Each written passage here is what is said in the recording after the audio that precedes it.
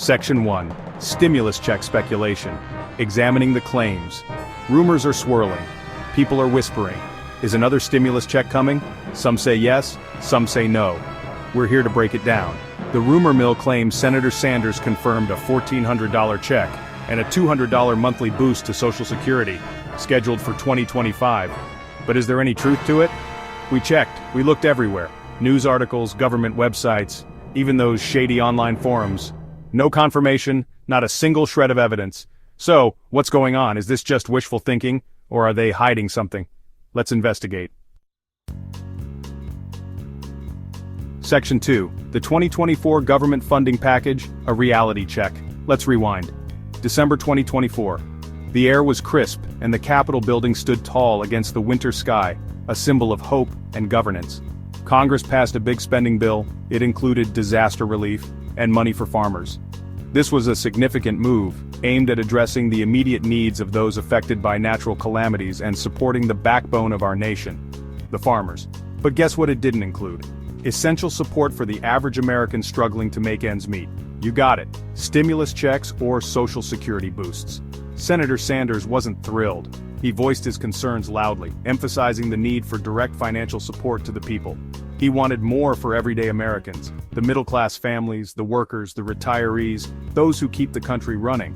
He fought for healthcare improvements. Access to quality healthcare is a fundamental right, he argued, and it should be prioritized, and help with prescription drug costs. But those got cut.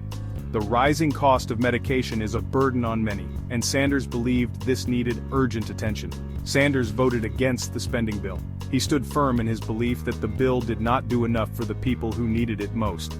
He called out the influence of billionaires. The wealthy elite, he argued, had too much sway over the political process, and their grip on Washington. The protests and the public outcry were a testament to the growing frustration among the populace. He's been fighting this fight for a long time. From his early days in politics to his recent campaigns, Sanders has consistently championed the cause of the common man. So, while the government did spend money, it wasn't on those specific programs. The allocation of funds often reflects the priorities of those in power. And that tells us something about the political climate. The division in Congress and the debates among political commentators highlight the ongoing struggle to balance different interests and needs. Section 3. Sanders Budget Battles, a history of advocacy, Bernie Sanders. The man loves a good budget debate. Whether it's on the Senate floor or at a town hall meeting, Sanders is always ready to dive into the numbers and fight for what he believes is right. He's been fighting for the little guy for decades. From his early days as the mayor of Burlington, Vermont, to his current role as a U.S. Senator, Sanders has consistently championed the needs of the working class and marginalized communities. He wants health care for all. He wants free college. These aren't just talking points for Sanders. They're deeply held beliefs that he has been advocating for throughout his career. And he definitely wants to tax the rich. He's introduced bills, he's rallied supporters. Sanders believes that the wealthy should pay their fair share to support public services and reduce income inequality. He even wrote a book about it. In his book, Sanders outlines his vision for a more equitable society and provides a roadmap for achieving these ambitious goals. But his ideas often face opposition. Despite his passion and persistence, Sanders frequently encounters resistance from both sides of the political aisle, especially from those who benefit from the status quo. Corporate interests and wealthy individuals often push back against Sanders' proposals, fearing that his policies would disrupt their financial advantages. Remember the $2,000 stimulus checks in 2021? Sanders was a vocal advocate for these direct payments to help Americans struggling during the COVID-19 pandemic. Sanders fought tooth and nail for those. He argued passionately in the Senate, emphasizing the urgent need for financial relief for millions of Americans. He even held up a Senate vote for days. Sanders used every tool at his disposal, including filibusters and procedural delays, to push for the stimulus checks. He eventually got some concessions. While the final amount wasn't exactly what he had hoped for, Sanders' efforts did result in significant financial aid for many Americans. But not everything he wanted. The political process is often about compromise, and Sanders has had to accept partial victories along the way. So, while Sanders is a passionate advocate, his track record shows that getting these big ideas passed is an uphill battle. Yet, his unwavering commitment to his principles continues to inspire many. Section 4. Unpacking the potential impact of a $1,400 stimulus. Let's imagine for a second. What if that $1,400 stimulus check did materialize? What would it mean for people? For some, it would be a lifeline, a chance to catch up on bills, or put food on the table. It could provide a much-needed boost to the economy, but others argue it could make inflation worse. Too much money chasing too few goods. It could also increase the national debt, a burden on future generations.